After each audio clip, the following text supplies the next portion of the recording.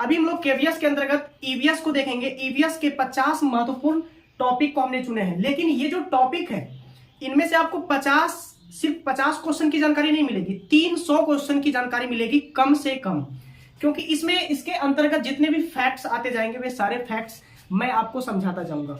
ठीक है, साथ ही अगर आपको किसी टॉपिक में कहीं दिक्कत है तो आप हमारे वीडियो के कमेंट में कमेंट कर सकते हैं और उस कमेंट का रिप्लाई दिया जाएगा। उस टॉपिक पर पार्टिकुलर वीडियो बनाई जाएगी। बहुत सारे कैंडिडेट की डिमांड पर हमने वीडियो बनाई है। ठीक है, ये जो हमारे रेगुलर व्यूअर है उनको पता होगा।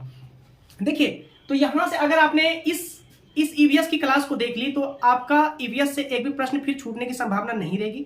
इसके बाद एक और ईवीएस की क्लास आएगी जिसमें हमने सारे टॉपिक को कवर कर देना है। ठीक है, आइए वीडियो को शुरू करते हैं। देखिए, सबसे पहले बारी बारी से समझते जाइएगा। पर्यावरण के जो घटक होते हैं उसे किस किस नाम से जानते हैं? उसे कहते हैं बायोस्फीयर, लिथोस्फीयर या वायुमंडल। वायुमंडल क्या होता है? तो हमारे चारों ओर, हमारे परिवेश में चारों ओर घिरे हुए वायु का जो आवरण होता है, वायु की जो परत होती है, इसे कहते हैं इन्वायरमेंट, यानी कि वायुमंडल, पर्यावरण। ठीक है, तो इसी में हमारा वायुमंडल भी आ जाता है। बायोस्फीयर इसको कहते हैं या लिथोस्फीयर कहते हैं। ठीक है, अब देखिए यहां पर एक चीज है, प्राकृतिक खतरा क्या है। अब ये क्वेश्चन को लिए क्यों है? क्योंकि ये क्वेश्चन पूछा गया है। पिछली बार केवीएस ये क्वेश्चन डायरेक्ट पूछा था, तो हमने इस क्वेश्चन को लिया कि देखो भाई, इस टाइप के क्वेश्चन आपके पूछे जाएंगे। ठीक है, प्राकृतिक खतरा क्या है? तो जो जंगल की आग होती है, जंगल में लगने वाली जो आग होती है, कभी कभार पत्थर के टकराने से या तो फिर बिजली गिरने से, इस प्रकार के जो खतरे होते हैं, या तो अपरदन होता है, मृदा अपरदन, इस प्रकार के जो खतरे होते हैं उसे कहते हैं प्राकृतिक खतरा। सिंपल सी बात है। अब देखिए आगे बढ़ते हैं। प्रकृति का जैविक घटक क्या होता है? प्रकृति का जैविक घटक यानी हमारा जो नेचर है, ठीक है, हमारा जो नेचर है, हमारी जो प्रकृति, उसका जैविक घटक, जो सांस लेता हो, जो चलता हो, जो बोलता हो, जिसमें गति हो, उसे कहते हैं जैविक घटक। अब देखिए जैविक घटक किसे कहते हैं? पेड़ पौधे या तो फिर जीव जंतु। आप भी एक जैविक घटक हो, हम भी एक जैविक घटक है, पेड़ पौधे भी एक जैविक घटक है। ये सारे जैविक घटक कहलाते हैं। और जैविक घटक किसे कहेंगे? जिसमें जीव ना हो, पत्थर, पर्वत, मिट्टी, ये सारे अजैविक घटक हैं। दो चीज हमने यहाँ पर जान ली। अब देखिए यहाँ पर कोयले अंडे देती है, कोयले अंडे देती है। पशु और पक्षियों से केवीएस क्वेश्चन पूछेगा, ईवीएस में 100% पूछेगा, पूछा हुआ क्वेश्चन है। यहाँ पर देखिए कोयले अंडे देती है। कोयल अंडे देती है कहाँ? कौवे के घोंसले में। किसके घोंसले में? कौवे के घोंसले में। अगर आपसे पूछा जाए कौन सी पक्षी है जो अपना घोंसला नहीं बनाती, दूसरे के घोंसले में अंडे देती है, दैट इज कोयल। ठीक है, क्या?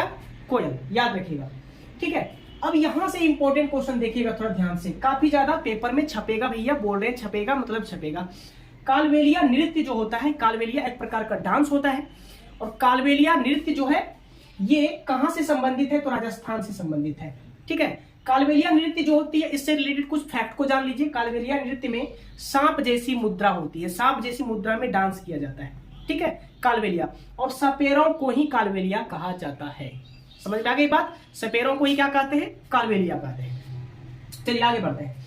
जल चक्र का सबसे बड़ा जो जलाशय होता है, देखिए जल तो हम लोग हिम नदी से भी प्राप्त करते हैं, ठीक है, झरने से भी प्राप्त करते हैं, लेकिन अगर आपसे जल चक्र का सबसे बड़ा जलाशय पूछेगा, वो होता है महासागर। क्या होता है? महासागर। क्या होता है? महासागर, याद रखिएगा, सबसे बड़ा। चलिए ठीक, और सबसे बड़े महासागर का नाम आप हमारे कमेंट बॉक्स में बता दीजिए, क्योंकि ये चौथी ही कक्षा में है, आप पीआरटी का एग्जाम देने वाले हैं, तो इस तरह के क्वेश्चन पूछने की संभावना रहेगी। सबसे बड़ा महासागर आप हमारे कमेंट बॉक्स में बताइए। देखिए केचुआ जो होता है, केचुआ ये कहां से श्वास लेता है? ये त्वचा से श्वास लेता है। अब यहां पे ध्यान देना है, यहां पे हम लोग अभी बहुत सारे क्वेश्चन को जानेंगे। केचुआ कहां से श्वास लेता है? तो त्वचा से श्वास लेता है। चलिए बताइए मनुष्य कहां से श्वास लेता है? तो मनुष्य कहां से श्वास लेता है? फेफड़े से श्वास लेता है। मनुष्य कहां से? फेफड़े से। अब आप ये बताइए पेड़ पौधे कहां से श्वास लेते हैं? अगर आपसे पूछा जाए पेड़ पौधे कहां से श्वास लेते हैं, पेड़ पौधों में गैसों का आदान प्रदान कहां से होता है? तो आप क्या जवाब दीजिएगा? तो गैसों का आदान प्रदान जो होता है वो पत्तियों या तना के माध्यम से होता है, पत्तियों या तना के माध्यम से होता है। और जहां से गैसों का आदान प्रदान होता है उसे रंध्र या वातरंध्र कहते हैं। क्या कहते हैं? रंध्र या वातरंध्र। देखिए जितनी भी चीजें हम बताते जा रहे हैं आप उसको रफ पे थोड़ा थोड़ा नोट करते जाइए। आप इसको इसका चाहे तो स्क्रीनशॉट आप ले सकते हैं, लेकिन इससे कुछ ज्यादा बेनिफिट होगा नहीं, क्योंकि सिर्फ 50 क्वेश्चन नहीं है, 300 क्वेश्चन हम इसी में से करवा देंगे आपको। तो पेड़ पौधों में गैसों का आदान प्रदान कहां से होता है? रंध्र या वातरंध्र से होता है। पेड़ पौधे श्वास कैसे लेते हैं? तो रंध्र या वातरंध्र की सहायता से ही सांस लेते हैं। अच्छा ये बताइए स्टोमाटा कहाँ पाया जाता है? पत्तियों में पाया जाता है। पत्तियों का हरा रंग किसके कारण होता है? पर्णहरित के कारण होता है। किसके कारण? पर्णहरित के कारण। जाइलम फ्लोएम, जाइलम क्या होता है? जाइलम जो कि भूमि से जल तथा खनिज लवण पत्तियों तक पहुंचाए भोजन बनाने के लिए, उसको जाइलम कहते हैं। फ्लोएम क्या होता है? जिसकी सहायता से पत्तियों में बना हुआ भोजन पूरे शरीर में वितरित हो, उसे कहते हैं फ्लोएम।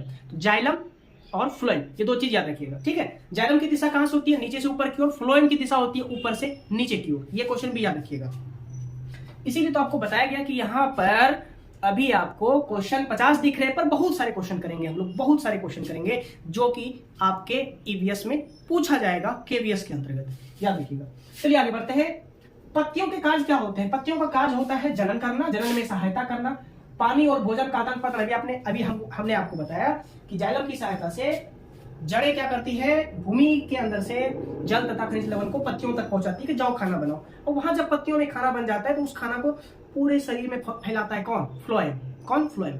पर्णहरित याद रखिएगा, पत्तियों का हरा रंग पर्णहरित के कारण होता है। इसका दूसरा नाम क्लोरोफिल भी होता है। क्या होता है? क्लोरोफिल। चलिए आगे बढ़ते हैं। और पत्तियों का काम क्या है? कि भोजन का ये भंडारण करता है, भोजन को स्थिर रखता है, भोजन को भंडारित रखता है। कौन? पत्तियां। आगे बढ़ते हैं। प्रिज्म में प्रकाश का जो विभाजन होता है उसको क्या कहते हैं? उसको कहते हैं वर्णपट। क्या ये एक ही प्रश्न पढ़ेंगे? देखो भाई कितने प्रश्न पढ़ने वाले इस प्रश्न के अंतर्गत। प्रिज्म में प्रकाश का जो विभाजन होता है उसे वर्ण विक्षेपण कहते हैं। और इस प्रकार जो हमें एक पट्टी प्राप्त होती है उसको कहते हैं हम लोग वर्णपट। उसे क्या कहते हैं? वर्णपट। आप में से कोई बता सकता है क्या जो वर्णपट होते हैं उसमें रंगों का क्रम क्या होता है? कलर का कॉम्बिनेशन क्या होता है? क्या कोई बता सकता है? कोई भी बता सकता है क्या? चलिए बताइए। तो देखिए इसका जो रंगों का जो कलर होता है आपको हिंदी में मैं बताता हूं, वो होता है बै जा नी ह पी ना ला। बै से बैगनी हो जाएगा, जा से जामुनी, नी से नीला, ह से हरा, पी से पीला, ना से नारंगी, ला से लाल। ठीक है, चलिए मैंने बता दिया आपको ये होता है। या तो फिर VIBGYOR, VIBG और इसको बोलते हैं, या तो बैजानी पीना, याद रखिएगा। अब यहाँ पे क्या इतने क्वेश्चन करेंगे? नहीं, देखिए एकदम मक्खन सब क्वेश्चन आप लोगों के लिए लाए हैं। देखिए अगर आपसे पूछा जाए सबसे अधिक तरंग दैर्घ्य किसका होता है, तो देखिए यहाँ पर नीचे में लाल का तरंग दैर्घ्य सबसे अधिक होता है। लाल का तरंग दैर्घ्य सबसे अधिक होता है। अगर पूछा जाए सबसे कम तरंग दैर्घ्य किसका होता है, बैंगनी का तरंग दैर्घ्य सबसे अधिक, सबसे कम होता है।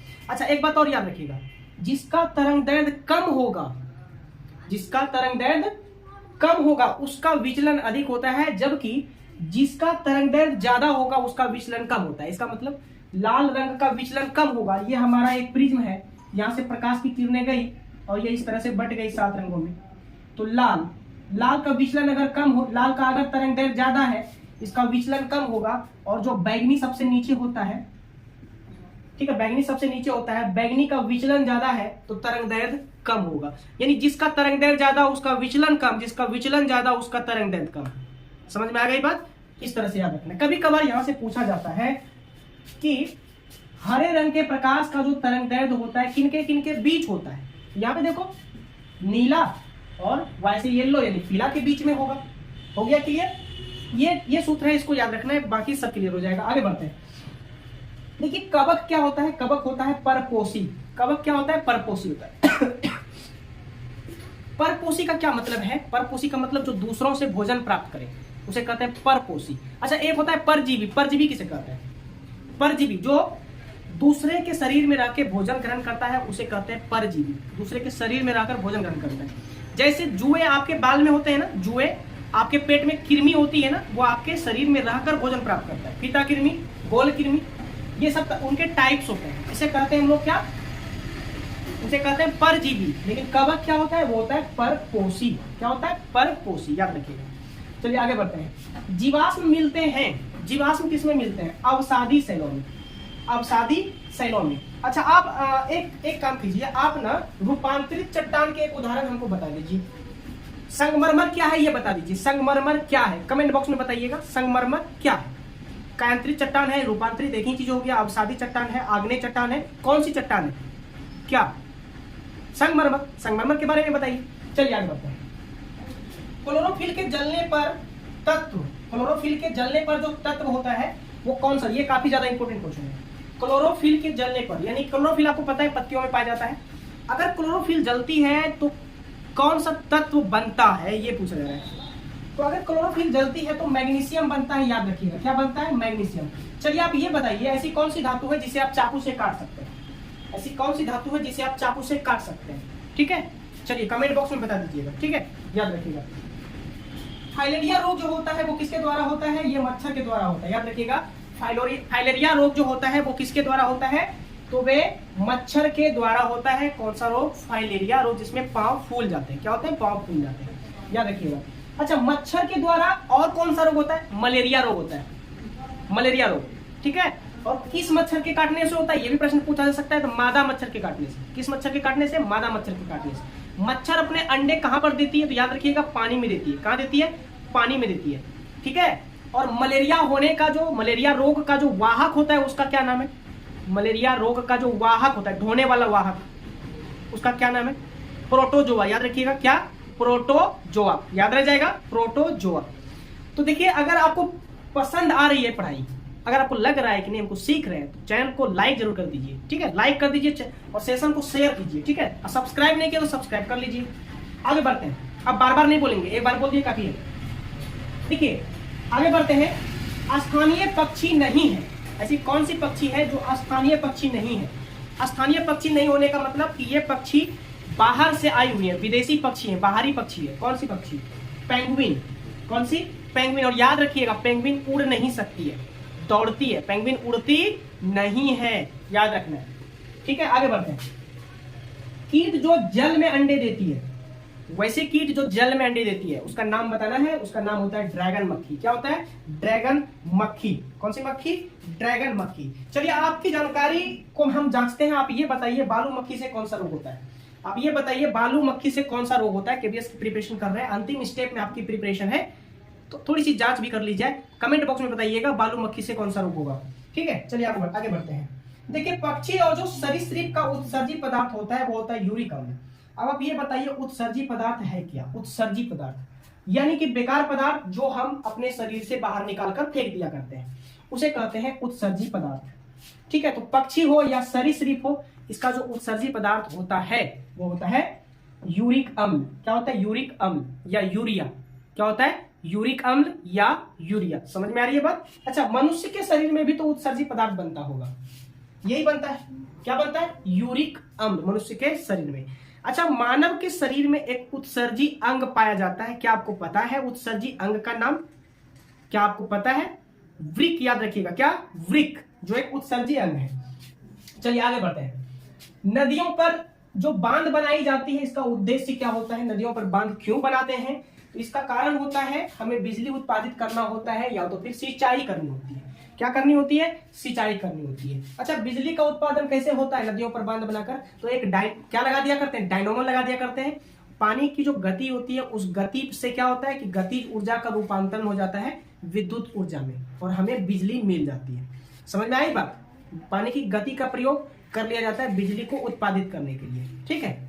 चलिए अब एक क्वेश्चन है, काफी इंपॉर्टेंट क्वेश्चन, वन अधिकार अधिनियम। देखो भाई ये तो पक्का छपा हुआ मिलेगा आपके केबीएस में, ये पक्का छपा हुआ मिलेगा। वन अधिकार अधिनियम पूछा हुआ प्रश्न है, ये कब लागू हुआ, 2007 में लागू हुआ। वन अधिकार अधिनियम कब लागू हुआ, 2007 में लागू हुआ, याद रखिएगा, ठीक है।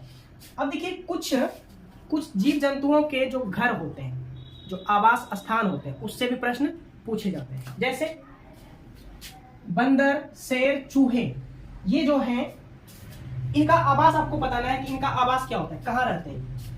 तो अगर बंदर की बात करें तो ये पेड़ पे रहेंगे, एकदम सिंपल सा क्वेश्चन है। अब आप बोलोगे सर इतना सिंपल क्वेश्चन पूछेगा, हाँ भाई पूछेगा, क्योंकि आप प्राइमरी टीचर बनने जा रहे हो केबीएस के, तो आपको बच्चे को आप प्राइमरी वाले को पढ़ाओगे तो प्राइमरी लेवल की ही जानकारी आपको होनी चाहिए ना, अपर लेवल की भी चाहिए लेकिन प्राइमरी लेवल की तो होनी ही चाहिए जानकारी आपको। समझ में आ रही है बात।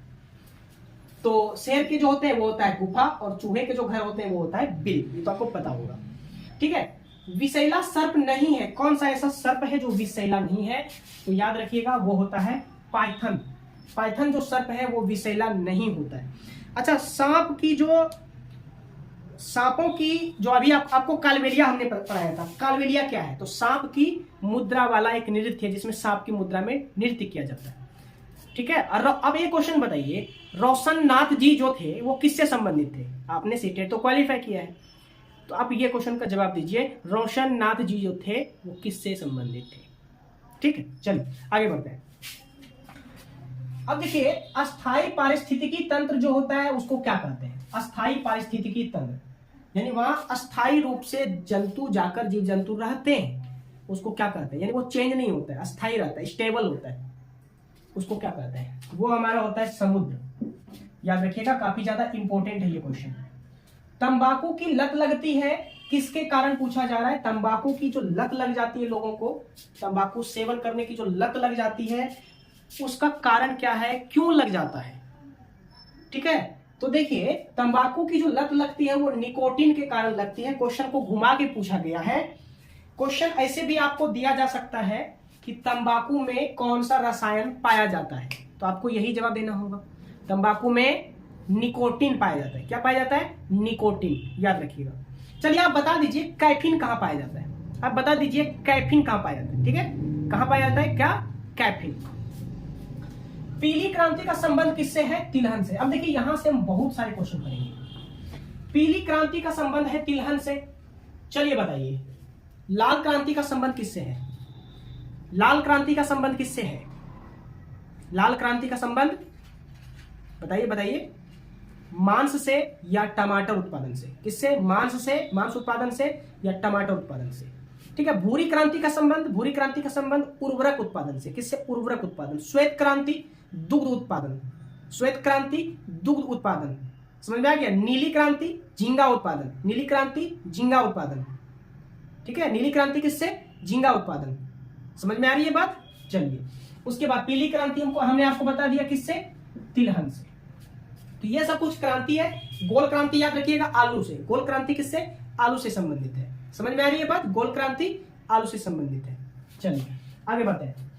देखिए, स्थिर पानी में अगर स्थिर पानी आपके घर में आस पड़ोस में रहेगा, उससे जो होने वाला रोग है वो मलेरिया रोग होता है। क्योंकि मलेरिया के जो वाहक होते हैं, मच्छर जो होते हैं, वो पानी में अंडे देते हैं।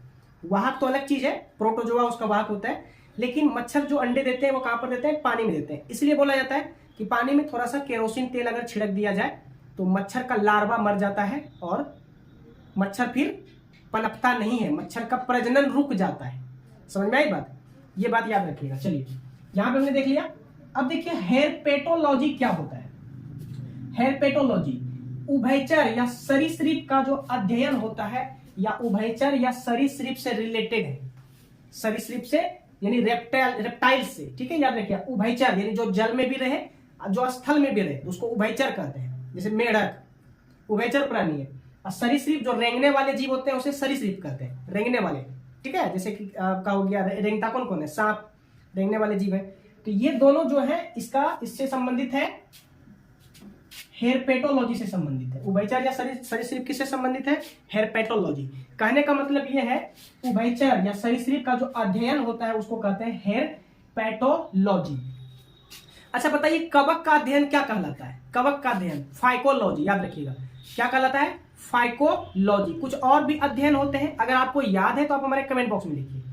बहुत तरह के अध्ययन होते हैं। ठीक है, चलिए आगे बढ़ते हैं। उसके बाद आगे बढ़ते हैं, बाज जो है वो तृतीयक उपभोक्ता है। अब यहां से भी काफी ज्यादा क्वेश्चन बनेंगे। बाज क्या है? तृतीयक उपभोक्ता। अच्छा, ये चीज ध्यान में रखिएगा, दो चीजें होती है, एक होती है उत्पादक, एक होते हैं उपभोक्ता। उत्पादक किसको कहते हैं? उत्पादक जो कि भोजन बनाते हैं, किसी दूसरे की सहायता से नहीं, अपनी बदौलत भोजन बनाते हैं। ऐसा तो इस दुनिया में एक ही चीज है, कौन? आप बोलिएगा पौधे। पौधे ही सिर्फ भोजन बनाते हैं, बाकी हम आप तो खाने वाले हैं, जीव जंतु भी खाने वाले हैं। तो प्राथमिक उपभोक्ता, द्वितीयक उपभोक्ता, तृतीयक उपभोक्ता, तीन प्रकार के उपभोक्ता होते हैं। एक ही होता है उत्पादक। उत्पादक किसको कहते हैं? पेड़ पौधे को, जो उत्पादित करता है। अब देखिए, अब जब जीव का चक्र पढ़ेंगे, भोजन चक्र पढ़ेंगे, तो वहां पे आपको पता चलेगा ये जो बाज होता है, ये बाज तृतीयक उपभोक्ता होता है। क्या होता है? तृतीयक उपभोक्ता। ठीक है, जितने भी शाकाहारी पशु होते हैं वो प्राथमिक उपभोक्ता होते हैं। याद रखिएगा। अगर पूछा जाए पेड़ पौधे क्या होते हैं, तो पेड़ पौधे उत्पादक होते हैं।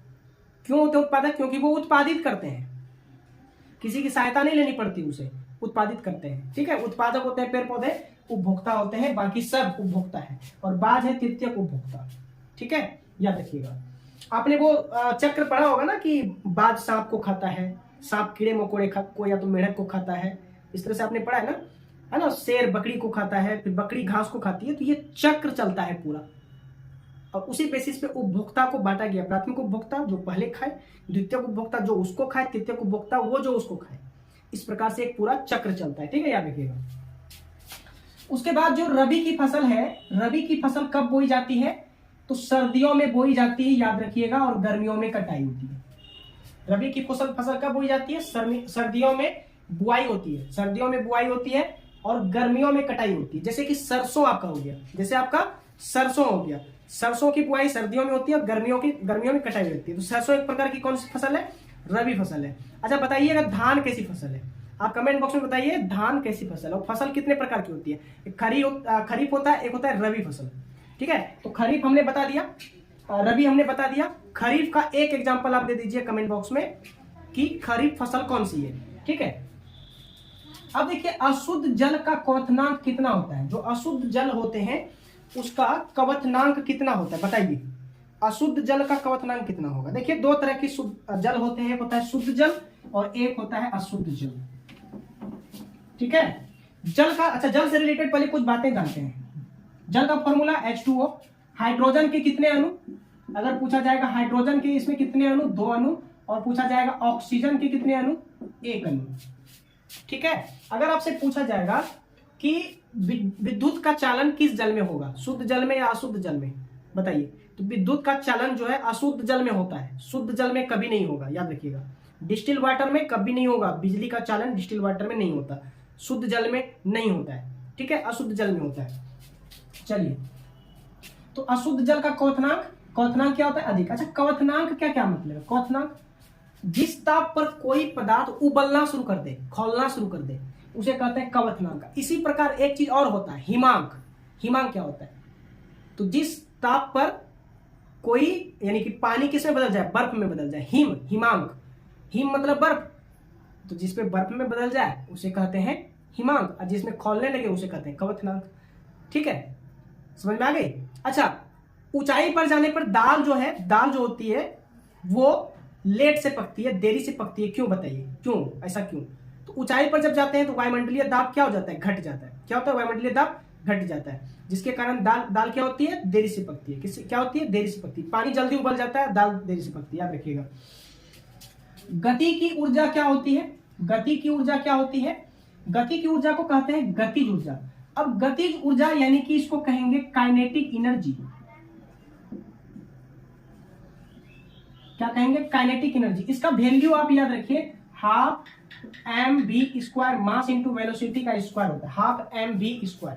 इसको कहते हैं काइनेटिक एनर्जी।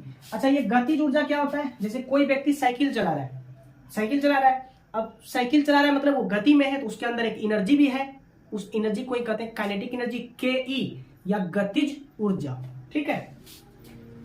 चलिए देखिए, पहला तेल का जो कुआं है वो कहां पर खोदा गया था, बताइए। पहला तेल का जो कुआं है वो कहां पर खोदा गया था? तो इसका सही जवाब है अमेरिका में खोदा गया था। कहां पर खोदा गया था? अमेरिका में। अच्छा, भारत में तेल शोधक कारखाने कहां है, बताइए। तेल शोधक कारखाना कहां पर है?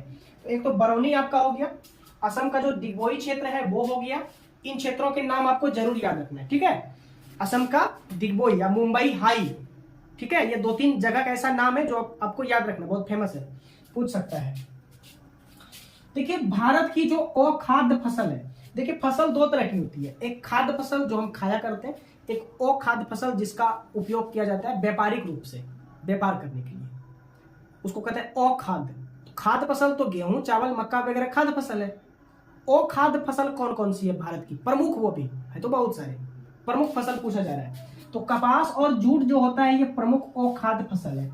अच्छा, सुनहरा रेशा किसको बोला जाता है? गोल्डन फाइबर किसको कहते हैं? गोल्डन फाइबर किसको कहते हैं? जूट को कहा जाता है गोल्डन फाइबर। क्या कहा जाता है? गोल्डन फाइबर, क्योंकि जूट का हल्का हल्का रंग उसी तरह का होता है, हल्का सुनहरा होता है, ठीक है, गोल्डन फाइबर। चलिए देखिए, कैल्शियम के अवशोषण में कौन मदद करता है? विटामिन डी मदद करता है। कैल्शियम के अवशोषण में कौन मदद करता है? विटामिन डी, याद रखिएगा। विटामिन डी से कुछ और क्वेश्चन बन सकते हैं। विटामिन डी की कमी से कौन सा रोग? रिकेटस। कौन सा? रिकेटस। सूर्य के प्रकाश से मिलने वाला विटामिन कौन सा? Vitamin D. कौन सा? Vitamin D. ठीक है, चलिए विटामिन डी हो गया। आगे बढ़ते हैं। वायु, अच्छा एक मिनट, अभी विटामिन की बात कर रहे हैं तो विटामिन को खत्म ही कर देते हैं। विटामिन सी की कमी से कौन सा रोग? विटामिन सी की कमी से कौन सा रोग? स्कर्वी रोग। कौन सा रोग? स्कर्वी रोग। अच्छा ठीक है। अच्छा ये बताइए, विटामिन ए की कमी से कौन सा रोग? रतौंधी रोग। कौन सा रोग? रतौंधी रोग। कौन सा? रतौंधी। विटामिन ए की कमी से रतौंधी। विटामिन सी की कमी से कौन सा? स्कर्वी रोग। विटामिन डी की कमी से रिकेटस रोग। अच्छा अब ये बताइए, विटामिन के की कमी से कौन सा रोग होगा? तो खून का थक्का जमने में देरी, या खून का थक्का न जमना। किसकी कमी से? तो विटामिन के की कमी से। ठीक है, चलिए ये हो गया विटामिन से रिलेटेड हमने जो भी बातें कर ली। अच्छा, कुछ विटामिन का एक अपना समूह होता है। अगर बहुत सारे विटामिन को एक जगह मिला दिया जाए तो उसको क्या कहेंगे? बताइए। अगर बहुत सारे विटामिन को एक जगह मिला दिया जाए तो उसको क्या कहेंगे? उसको कहते हैं vitamin B complex. Vitamin B complex. अच्छा, विटामिन ए का रासायनिक नाम बता दीजिए। विटामिन ए का रासायनिक नाम क्या होता है? रेटिनॉल। याद रखिएगा, क्या होता है? रेटिनॉल। क्या होता है? रेटिनॉल। चलिए इतना काफी है आप लोगों के लिए, आगे बढ़ते हैं। वायु प्रदूषक संकेतक है। वायु प्रदूषक संकेतक है लाइकेन। अब देखिए, लाइकेन एक प्रकार का पौधा होता है। लाइकेन की जो पत्तियां होती है वो बिल्कुल खास होती है, क्योंकि जब वायुमंडल में प्रदूषण की मात्रा बढ़ जाती है, ये हमको बता रही है, इस पत्ती का रंग कलर चेंज हो जाता है, तो पता चल जाता है कि हाँ भाई वायुमंडल में प्रदूषण की मात्रा बढ़ गई है। तो वो लाइकेन है, याद रखिएगा। प्राकृतिक सूचक भी इसको कहते हैं। क्या कहते हैं? प्राकृतिक सूचक। कौन? लाइकेन। आगे बढ़ते हैं। पक्षी के हृदय में कोष्ठ की संख्या कितनी होती है? 4। पक्षी के हृदय में कितने कोष्ठ? 4। चलिए बताइए, मनुष्य के हृदय में कितने कोष्ठ? मनुष्य के हृदय में कितने कोष्ठ? तब तक हम पानी थोड़ा पी लें। बताइए, कमेंट में बताइए, मनुष्य के हृदय में कितने कोष्ठ होते हैं?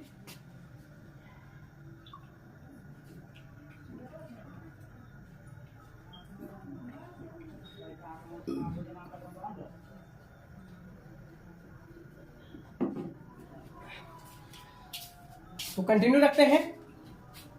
मनुष्य के हृदय में भी 4 कोष्ठ होते हैं। कौन कौन सा? बायां आलिंद, बायां निलय, दायां आलिंद और दायां निलय। ठीक है, 4 चेंबर होते हैं मनुष्य के हृदय में और पक्षियों के चेंबर में भी। मेढक के हृदय में 3 चेंबर होते हैं। कितने चेंबर? 3 चेंबर होते हैं, याद रखिएगा। मेढक। आगे बढ़ते हैं। एक लिंगी पुष्प है। एक लिंगी पुष्प कौन कौन सा है? पपीता होता है एक लिंगी पुष्प। देखिए, फूलों में भी एक लिंगी द्विलिंगी होता है। ठीक है, तो पपीता जो होता है वो एक लिंगी पुष्प है। कौन सा? एक लिंगी पुष्प है। फूल में वर्तिका पाया जाता है, वर्तिकाग्र पाया जाता है। दलपुंज जो बाहर में होता है उसको कहते हैं दलपुंज। क्या कहते हैं? दलपुंज। अच्छा, जो फूलों के या तो बीजों के जो आपके बीज जो होते हैं, बीज वो किसकी सहायता से एक जगह से दूसरी जगह स्थानांतरित होते हैं? या तो मनुष्य के द्वारा, या तो हवा के द्वारा, या तो पानी के द्वारा। इसीलिए कहीं कहीं आपने देखा होगा किसी किसी चीज के पौधे अपने आप उग जाते हैं। ये भी आपके एनसीईआरटी में दिया हुआ है, कुछ हम बेकार फालतू का बाहर का नहीं बता रहे हैं। ठीक है, याद रखिएगा। उसके वह कौन कौन होते हैं? या तो जल के द्वारा, या हवा के द्वारा, या तो फिर पानी के द्वारा वो इधर से उधर जाते रहते हैं, या तो पशु पक्षियों के द्वारा भी कभी कभार वो जाते रहते हैं। ठीक है, चलिए आगे बढ़ते हैं। रेत के जो टीले होते हैं वो कहाँ पे पाए जाते हैं? रेत के टीले तो ये पाया जाता है अबू धाबी में, जो कि अफगानिस्तान में स्थित है। कहां पर है? अफगानिस्तान में स्थित है। चलिए अब अफगानिस्तान की बात आ गई तो हम अब आप ये बताइए, पाकिस्तान और अफगानिस्तान के बीच में जो रेखा है उसको क्या कहते हैं? ठीक है, पाकिस्तान और अफगानिस्तान के बीच में जो रेखा है उसको क्या कहते हैं?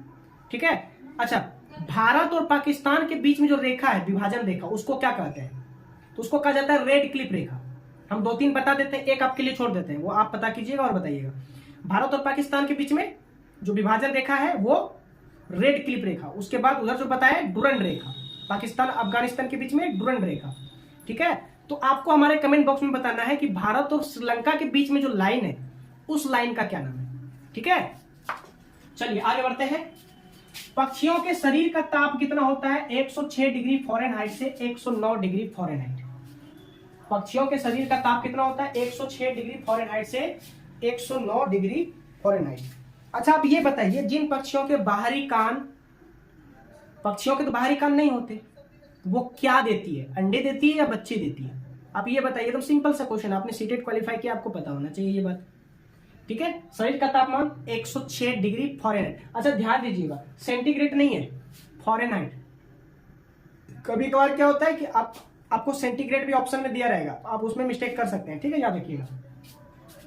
अच्छा, मानव शरीर का तापमान, मानव शरीर का सामान्य तापमान कितना? 37 डिग्री सेंटीग्रेड, याद रखिएगा।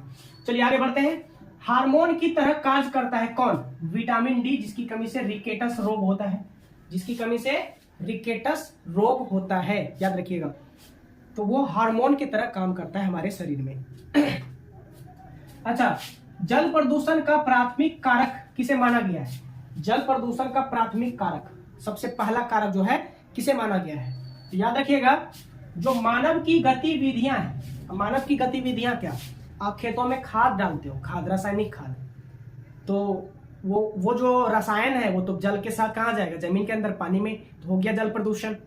आप फैक्ट्री लगाते हो, फैक्ट्री के सारे कचरे आप बहा देते हो नदियों में, हो गया जल प्रदूषण। आप गाड़ी चलाते हो, गाड़ी का धुआं कहाँ चला जाता है? खैर ये वायु प्रदूषण हुआ, इसको जल प्रदूषण नहीं बोलेंगे, ठीक है। जल प्रदूषण का क्या है प्राथमिक कारण? मनुष्य की गतिविधि, जो मनुष्य करता है, ये होता है जल प्रदूषण का प्राथमिक कारण। कोयला में हवा को जलाने पर क्या मिलता है? CO2। CO2 को क्या कहते हैं? Carbon dioxide. कार्बन का एक अणु ऑक्सीजन का 2 अणु में रहता है, कार्बन डाइऑक्साइड। अच्छा, हरित गृह प्रवाह के लिए जिम्मेदार गैस कौन सी है, बताइए? हरित गृह प्रवाह, ग्रीन हाउस इफेक्ट के लिए जिम्मेदार गैस कौन सी है? वो यही है, कार्बन डाइऑक्साइड ही हरित गृह प्रवाह। हरित गृह प्रवाह क्या है? हरित गृह प्रभाव क्या है? जिससे वायुमंडल में गर्मी की मात्रा बढ़ती जा रही है, ग्लेशियर पिघलता जा रहा है। हरित गृह प्रभाव, कार्बन डाइऑक्साइड, CO2 की मात्रा वायुमंडल में बढ़ जाना। अच्छा, वायुमंडल से याद आया, आप ये बताइए कि वायुमंडल में नाइट्रोजन की प्रतिशत मात्रा कितनी है? चलिए हम ही बता देते हैं, कितना है? 78% नाइट्रोजन की प्रतिशत मात्रा। अच्छा, वायुमंडल में ऑक्सीजन की प्रतिशत मात्रा कितनी है? ऑक्सीजन की प्रतिशत मात्रा बताइए, 21%। अगर वायुमंडल में पूछा जाए CO2 की प्रतिशत मात्रा कितनी है? CO2 कार्बन डाइऑक्साइड की 0.003%। ये होता है CO2 यानी कि कार्बन डाइऑक्साइड की प्रतिशत मात्रा, किसमें? हमारे वायुमंडल में। चलिए ठीक है, आगे बढ़ते हैं। अगला जो क्वेश्चन है हमारा वो क्या है? विटामिन सी के सेवन से क्या होता है? विटामिन सी का अगर हम सेवन करते हैं, आपने कोरोना काल में सुना होगा कि अगर कोरोना से बचना है तो विटामिन यानी खट्टे फलों का सेवन करो, यानी विटामिन सी का सेवन करो, ठीक है। आंवला खाने की सलाह दी गई थी। तो विटामिन सी के सेवन से क्या होता है? तो संक्रमण से लड़ने में मदद मिलती है, संक्रमण से लड़ने में मदद मिलती है, याद रखिएगा, ठीक है। विटामिन सी की कमी से कौन सा रोग? स्कर्वी रोग होता है। कहाँ पाया जाता है? खट्टे फलों में, संतरा हुआ, नींबू हुआ, जितने भी खट्टे फल है सारे में, आंवला हुआ, क्या पाया जाएगा? विटामिन सी पाया जाएगा। विटामिन सी की कमी से स्कर्वी रोग होता है, याद रखिएगा। स्कर्वी क्या है? त्वचा का रोग है, ये भी याद रखिएगा, ठीक है। चलिए आगे बढ़ते हैं। ग्रीन हाउस गैस की संकल्पना किसने दी है?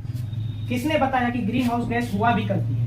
वो बताया है जोसेफ फोरियर ने। किसने बताया? Joseph Fourier. काफी इंपॉर्टेंट नाम है ये, इसको याद रखिएगा। ग्रीन हाउस गैस की संकल्पना किसने दी? जोसेफ फोरियर ने दी, ठीक है। तो अभी तक अगर आपको वीडियो अच्छी लगी, अगर आप अभी तक वीडियो पे रहे हैं तो चैनल को लाइक जरूर कीजिएगा, वीडियो को लाइक कीजिएगा, चैनल को सब्सक्राइब जरूर कर लीजिएगा, ठीक है। और अगर आपकी कोई डिमांड है वीडियो की अभी एग्जाम के पहले तो उसे भी कमेंट बॉक्स में लिखिए, हो सकता है कि आपकी डिमांड पूरी हो जाए, ठीक है। चलिए, पर्यावरण अनुकूलन कृषि क्या है? पर्यावरण अनुकूलन कृषि, जिसमें कि पर्यावरण को नुकसान ना हो, जिसमें पर्यावरण को कोई हानि ना हो, उसे कहते हैं पर्यावरण के अनुकूल कृषि। तो कौन सी है? उसे कहते हैं हम लोग जैविक कृषि। जैविक कृषि किसे कहेंगे? जिसमें हम लोग रासायनिक खाद का, रासायनिक उर्वरक का प्रयोग न करें, नेचुरल खाद, प्राकृतिक खाद का यूज करें, ठीक है, जैविक खाद का यूज करें, उसे कहते हैं जैविक कृषि। अभी तो आपने पढ़ा था कि अगर ज्यादा रासायनिक खाद का प्रयोग करेंगे तो उससे जल प्रदूषण भी होगा, अभी हमने बताई थी आपको, ठीक है। चलिए, अच्छा एक क्वेश्चन बताइए, मोटर गाड़ी तो आपने चलाई होगी, गाड़ी आपने चलाई होगी, गाड़ी के धुएं से जो गैस निकलती है उनमें कौन सी गैस सर्वाधिक खतरनाक होती है वायुमंडल के लिए, हमारे पर्यावरण के लिए? चलिए ये क्वेश्चन आपके लिए जरूर बताइएगा, ठीक है। आगे बढ़ते हैं। मलेरिया का उपचार जो है वो जो होता है सिनकोना की छाल से होता है, और सिनकोना की जो छाल होती है, सिनकोना क्या है, सिनकोना एक पेड़ है, इसकी छाल से होती है मलेरिया का उपचार। मलेरिया की जो दवाई होती है कुनैन कहते हैं उसको, क्या कहते हैं, कुनैन, याद रखिएगा, क्या कहते हैं, कुनैन, याद रखिएगा। चलिए, अच्छा मलेरिया के बारे में बता दिए, प्रोटोजोआ के कारण, प्रोटोजोआ इसका वाहक होता है। पानी में अंडे देती है, तो पानी में केरोसिन तेल डाल दो, अंडे मर जाएंगे उनके, मच्छर नहीं बढ़ेंगे, ठीक है। चलिए आगे बढ़ते हैं। सांप के जो दांत होते हैं उसको कहते हैं विष दंत, क्या कहते हैं, विष दंत, क्या कहते हैं, विष दंत, याद रखिएगा। अच्छा यहाँ पर आपको दे देगा, अच्छा दांत के प्रकार कौन कौन से, दांत से अब याद आया, दांत के प्रकार कौन कौन से होते हैं, तो कृंतक होता है, रदनक होता है, चवर्णक होता है, अग्रचवर्णक। कृंतक काटने वाला, रदनक जो है आपका पीसने वाला, आपका चवर्णक जो होता है वो चबाने वाला, अग्रचवर्णक अब पिछला वाला चवर्णक हो गया। उसके बाद पश्च चवर्णक, यानी पीछे वाला जो चौवा आपके मुंह में है उसको कहते हैं पश्च चवर्णक। एक होता है रडनक, काटने वाला, एक होता है फाड़ने वाला, एक पीसने वाला, चबाने वाला, ठीक है, याद रखिएगा। अच्छा ऐसा कौन सा पशु है जिसके दांत जिंदगी भर बढ़ते हैं, वो है हमारी गिलहरी। आगे के जो दांत, पूरे दांत नहीं, आगे के जो दांत होते हैं वो जिंदगी भर बढ़ते रहते हैं उसके, ठीक है, लेकिन खाने के कारण, कुतरने के कारण फिर वो टूट जाते हैं, फिर वे बढ़ जाते हैं। चलिए यहां तक को हम लोगों ने देख लिया। तो अब इसमें भी अगर कोई आपको प्रॉब्लम हो गई, कोई दिक्कत है, आप इसका नोट्स भी चाहे तो बना लें, ठीक है, जैसे जैसे हमने बोला है, जो जो बातें उसको लिखिए, उतना ही ज्यादा जरूरी है। ऐसा नहीं है कि पूरा पोथी आपको पढ़ना है, पूरा पोथी पढ़ने के चक्कर में मत रहिए, जो जो बताया है हमने वो पढ़ लीजिए, वहीं से क्वेश्चन आएगा। तो ये हमारी पार्ट 1 है ईवीएस की। पार्ट 2 बहुत जल्द लेके आएंगे। वीडियो कैसी लगी, क्लास कैसी लगी, आप जरूर बताइएगा। तो चैनल पे नया आए तो सब्सक्राइब जरूर कीजिएगा, एक लाइक बनता है, लाइक तो जरूर कर दीजिए। चलिए फिर मिलते हैं नेक्स्ट वीडियो के साथ, तब तक के लिए जय हिंद।